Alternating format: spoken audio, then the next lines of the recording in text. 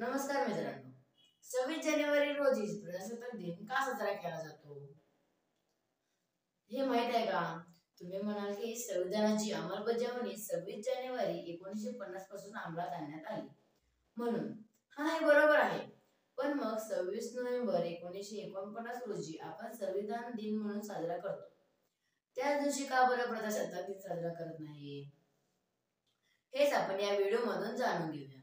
तुम्हाला माहीतच आहे, स्वातंत्र्य मिळवण्यासाठी अनेक लोकांनी बलिदानही दिलं. याच काळात काँग्रेसचे अधिवेशनही भरत होतं. सन 1929च्या डिसेंबरमध्ये काँग्रेसचे लाहोर अधिवेशन भरलेले होते. त्याचे अध्यक्ष पंडित जवाहरलाल नेहरू होते.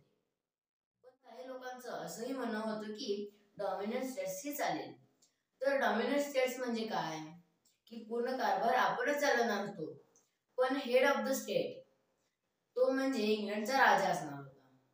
पंडित जवाहरलाल नेहरू डिसेंबर 1929च्या भाषणात म्हणाले होते की पुढच्या महिन्यात म्हणजे जानेवारी 1930च्या शेवटचा रविवार पर्यंत आपण स्वातंत्र्य मिळवूच आणि आपण प्रत्येकाने या रविवारी आपला ध्वज फडकवायचा आहे. तो दिवस होता 26 जानेवारी 1930. या दिवशी आपण स्वातंत्र्याचा झेंडा फडकवला, पण इंग्रजांनी लाठीमार केला, खूप लोकांना तुरुंगात टाकलं. ब्रिटिशांचा प्रचंड विरोध असताना देखील 1930 ला जसा स्वातंत्र्य दिन साजरा करण्यात आला होता तसाच तो 1947 पर्यंत करण्यात आला होता. खूप संघर्ष केल्यानंतर प्रत्यक्ष आपल्याला स्वातंत्र्य मिळालं 15 ऑगस्ट 1947.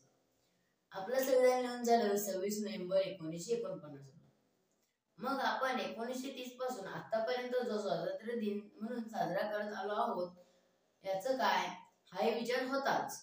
आणि तेव्हा सर्वांच्या विचारानं असा निर्णय घेण्यात आला की 26 नोव्हेंबर 1949 ला संविधान दिन म्हणून साजरा करायचा आणि 26 जानेवारी 1950 पासून हे संविधान अंमलात आणायचं आहे असा निर्णय झाला.